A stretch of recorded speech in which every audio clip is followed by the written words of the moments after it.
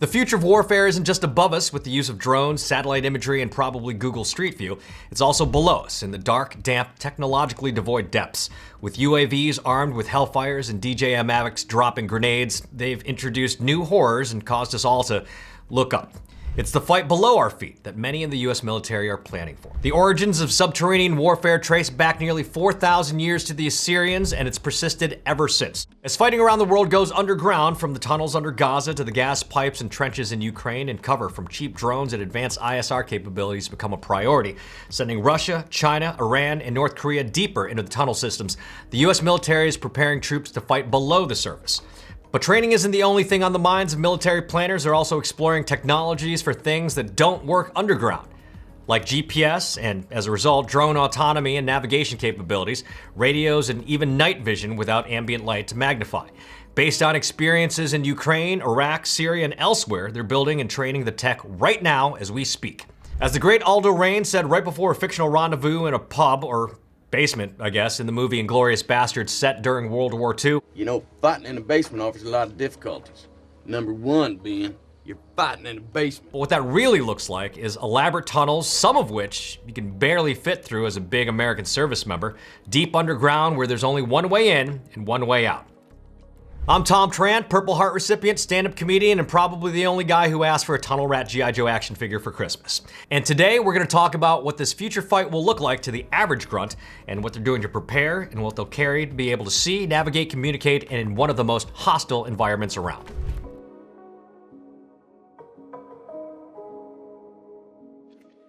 Imagine you're tasked with finding POWs in the tunnels of Vietnam. Is that how we're starting this video? Really? The Vietnamese guy talking about tunnels in Vietnam? Cool. All right, so it's the early 1970s, and many of those who went before you never left the tunnels they entered. Vietnam War tunnel rat Nick Sansa previously said that he was only armed with a 3.5-foot long bamboo stick with a slit cut on one end, a 14-inch World War II Japanese bayonet, and a silenced .38 special revolver. In the pitch black where even current day technology would struggle, Sansa quickly figured out the ways of underground warfare after learning many of those who came before him had been killed. Quote, "I was taught to hear with my eyes and see with my ears, which is real," Sansa said in an interview with Eyewitness History Podcast. "You go in that tunnel and it's dark. You gotta see with your ears and you can't hear anything. It goes back and forth. There's a saying in the infantry that if you're comfortable, you're probably doing it wrong." Now imagine being so deep underground that comfortable isn't just gone, it's been tortured, interrogated, and left for dead. Like when you come home from a night out with the guys and you've got a little glitter on your face and your significant other asks why you're sparkly and smell like the lobby of Secret's Cabaret in Fayetteville. Just me? Okay. Welcome to Subterranean Warfare, the fight that nobody wants in a place everyone fears. And I don't mean in the backseat of a Volkswagen. It's a Kevin Smith reference for those of you who missed it. Snoogans. What the heck is that? What's what? Snoogans, I believe it was. What the do you think it means? It means I'm kidding. Now, subterranean warfare isn't some shiny new concept whipped up by a Pentagon wargaming team on a whiteboard. This has been around since before Jesus laced up sandals.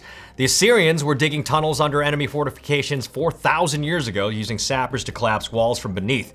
They figured out early that when the enemy controls the skies, or back then, the top of hills, I guess, the best move was to go under the problem.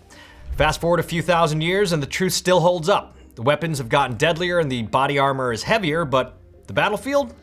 Still full of holes. Literally. The siege of Petersburg during the Civil War had tunnelers.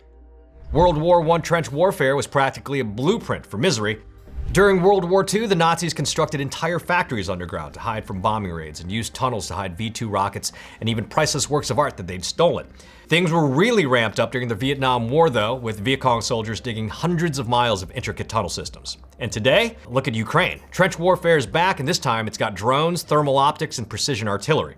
The same misery of World War I, but now with added digital death. In Donetsk and other sectors, troops dig in like it's 1916, only to be vaporized by artillery guided by drone feed. The trenches aren't protection anymore, they're temporary graves. Everything from mortars to glide bombs raining down, and ISR platforms are so good that even farting too loud might get you zeroed. I feel like that last sentence was directed at me. I said I was sorry for the burrito thing. I'm not sorry for the burrito thing. Naturally, those in the trenches are going back underground, and we're training and equipping our troops to meet them there. It took getting caught completely unprepared a few times in Mosul and Gaza and Syria, but the US military is finally and formally preparing for this environment. Fort Bragg has constructed 2/3 of a mile worth of training tunnels where soldiers learn to maneuver in pitch darkness.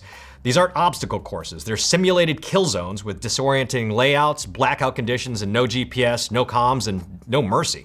Mike Murray, a retired Army veteran of 3 decades, now oversees the base's dozens of training ranges and helps plan the tunnels, dubbed Range 68.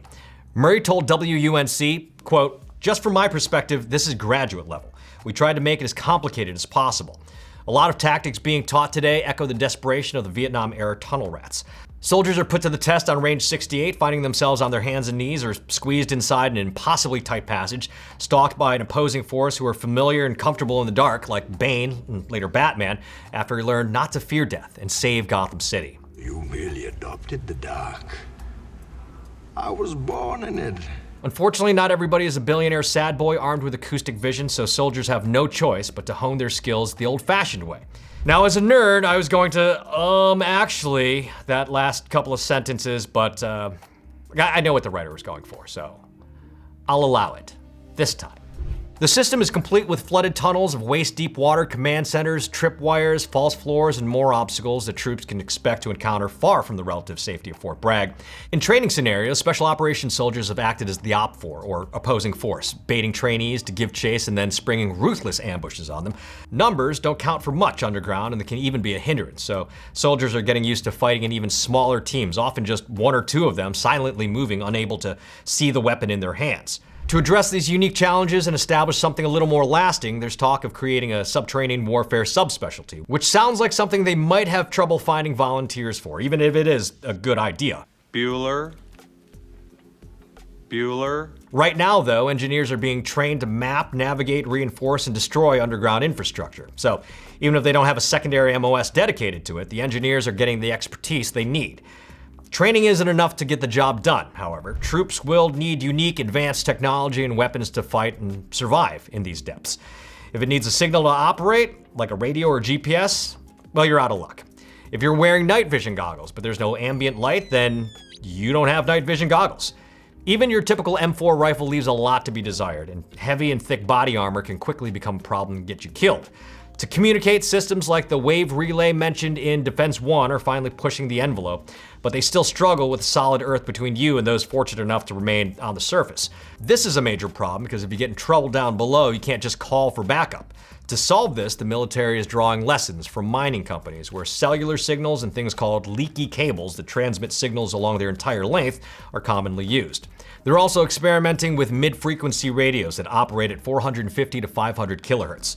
In this frequency, existing metal can be used to transmit the signal, so think of a metal wire conduit or a steam pipe. Back in 2018, the Army started equipping troops with the MPU-5 mobile ad hoc networking radio that uses the walls to its advantage, bouncing signals through them. To navigate, the Defense Advanced Research Projects Agency, commonly referred to as DARPA, is tossing cash into programs like the Subterranean Challenge, seeking robots that can autonomously map tunnels and relay info back to operators. They're also developing inertial navigation tools that can function in total signal blackouts. These tiny chips, known as micro-positional, navigational, and timing, or PNT, use ultra-precise inertial sensors to accurately track where you are without having to access satellites or any other devices. Kind of like leaving high-tech breadcrumbs. To see, thermal optics and even spectral imagers are becoming more common. Thermal imagery, as most of us know, looks for heat, which can be a person or even a recent brush up against a wall, to get an idea of what's out there. This too can fail, however, especially if the ambient temperature is high and the entire screen just glows red. But spectral imaging is where things get really interesting. These devices, usually operated from satellites or aircraft, use multispectral or hyperspectral cameras that measure the electromagnetic spectrum in a given area. It works by keying in on anomalies in a given area. So if you're scanning a field and everything is pretty consistent, but then suddenly you see a drop or spike, it could indicate something is buried there. This can help map the tunnels before troops even set foot in them. And once they're in there, handheld spectrum analysis tools can be used to see what's ahead, so long as the enemy is emitting some sort of signal, which most do nowadays. To fight, troops are carrying much of what they do on the surface, but with a few twists. Short barrel suppressed carbines, suppressed pistols, breaching charges, and thermobaric grenades work best. Now, we all have a pretty good grasp on carbines and pistols, but I want to nerd out on thermobaric grenades for a minute. These are also called aerosol or vacuum bombs, and they don't rely on shrapnel to kill, but on pressure. When they're detonated, the initial blast releases a gas or fine particle that disperses widely. Whatever is dispersed is then ignited and creates a vacuum and insane amounts of pressure that typically kills by rupturing the lungs. The US used thermobaric weapons in Iraq and Afghanistan, and Russia used them from their TOS-1 launchers in Ukraine. Their use has been called into question, though, because of how brutal they are, with a 1993 study by the Defense Intelligence Agency calling the effects unique and unpleasant. There's also the consideration of how to breathe underground and keep your wits about you. In deep tunnel systems, oxygen drops and CO2 spikes. You might not pass out, but you'll start making bad decisions. Dizzy, slow, and sloppy is no way to fight. Ever heard the phrase canary in a coal mine? This comes from miners sending canary birds down to see if the air was breathable. If they died, well, it wasn't breathable. But soldiers don't have that option. So outfitting the modern-day tunnel rat with oxygen may become mandatory. Now let's talk about the environment for a second. Ever crawl through a concrete pipe with condensation dripping down your neck, stale air choking your lungs, and the constant fear that you're about to trigger a mine? You'll start hearing things. Breathing sounds that aren't yours. Echoes that feel wrong. Your heartbeat becomes a metronome of dread. You forget how to swallow. The walls feel closer with every step. Veterans of tunnel warfare in Gaza and Syria have reported hallucinations after just hours of being underground. The darkness messes with your perception. You start questioning if the guy next to you is real or if the tunnel even goes where the map says it does. The sound of dripping water becomes your new alarm bell. Footsteps behind you? Might be your teammate. Might not be. You're not just fighting the enemy, you're fighting yourself. In pitch black and silence, with the constant threat of ambush, cave-ins, or explosives. If you listen to DARPA presentations, the future of tunnel warfare looks like a sci-fi movie. Swarms of autonomous drones zipping through caves, AI mapping systems setting 3D layouts to your HUD, and microbots sniffing out chemical traps before you take a step. But here's a reality check. High tech doesn't replace low crawling.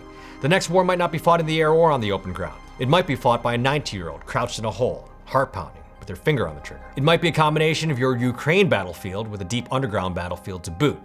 And when it comes down to it, robots, DARPA, and the top brass will come up with ways to help adapt, but the fight underground will fall on young grunts armed with a sixth sense to know when shit is about to go sideways. Until next time, I'm Tom Tran, your army comic, constantly trying to dig out of the hole the last guy dug me into.